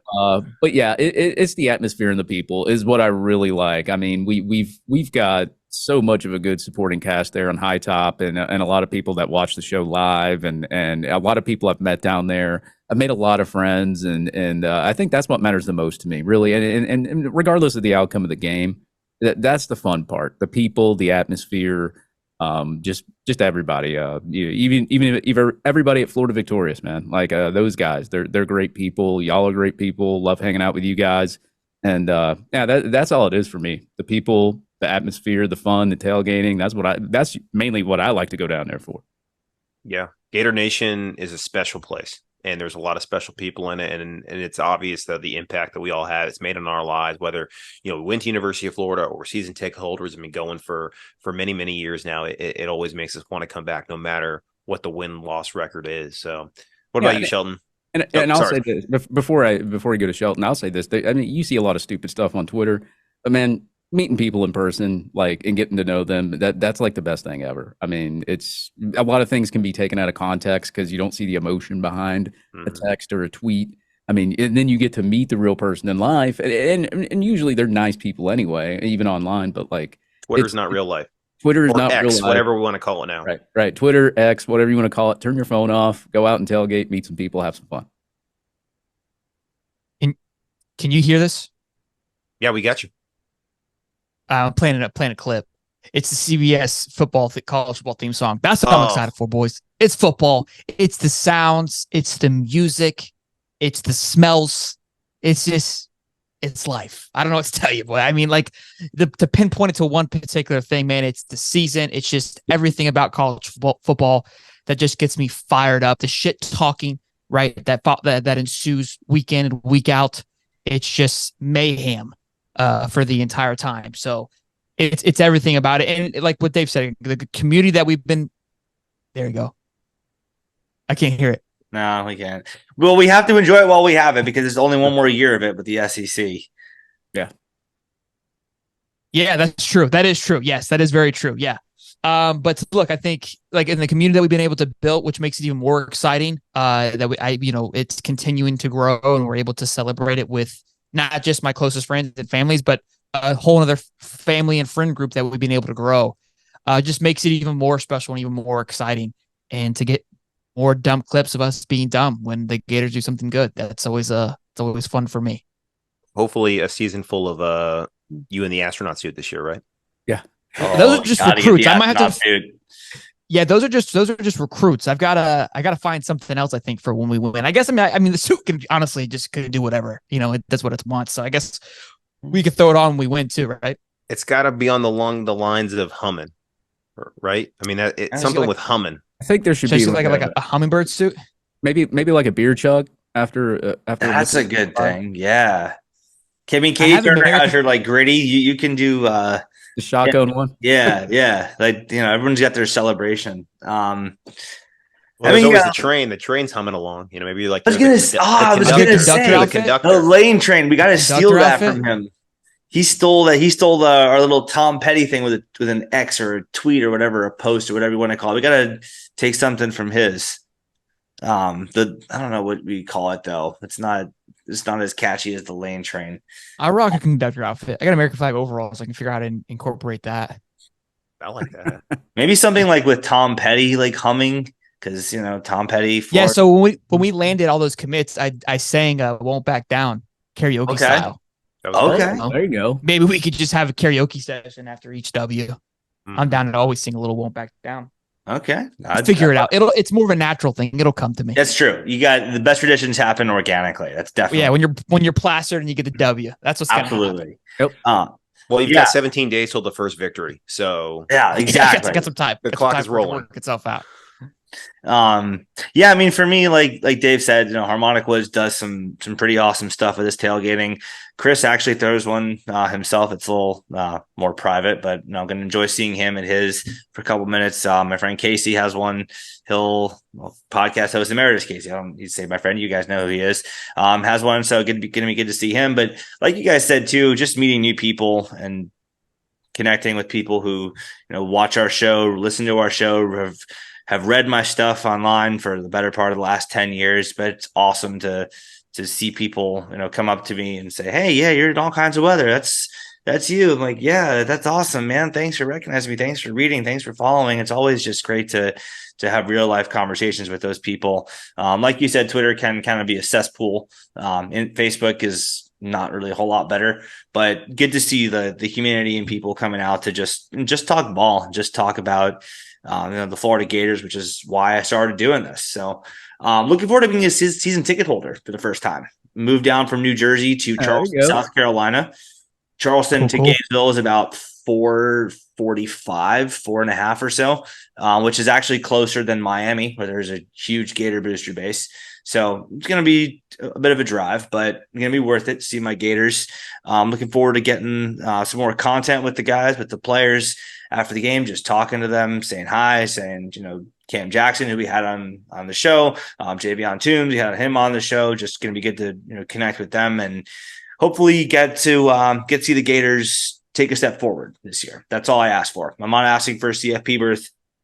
I'm not asking to win the SEC East in its final year. I'm not asking for 10-2.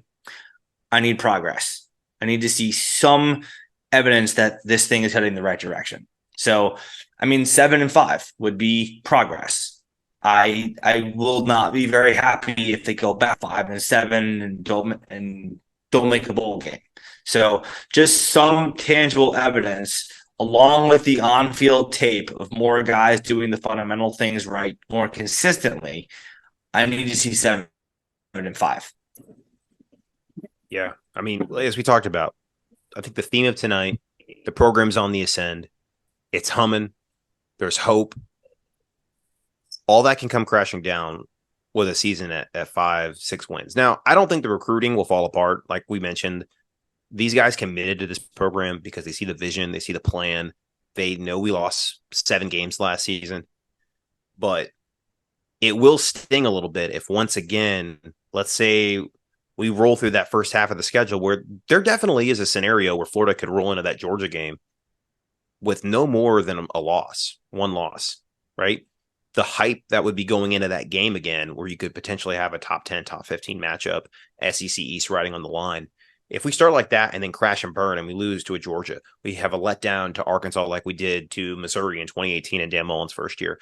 We lose on the road to LSU. We come back home, we lose to FSU. Then the wheels fall off and the momentum is gone. So I think the biggest thing that I'm looking forward to is just seeing how Billy Napier can take this big ball momentum and keep it rolling downhill and have a snowball effect. And if we exceed expectations in year 2, what that's going to mean for the future of the program and for the direction we want to go to be sustainable, as David said earlier tonight. So looking forward to being back there. And even though it is only McNeese in the first game, I'm excited to tailgate again in Gainesville to see the sights and sounds, the Gator walk, singing Tom Petty, having a night game. Thank God we have a night game because the Florida summer has been egregiously hot down here. I don't know. I know you all, Ferocious. Y'all are in different places. Shelton, you're in Florida, right? Yeah, St. Augustine, dude. It's I'm in North Georgia, and it's been brutal. I could imagine. Yeah, you can't go outside.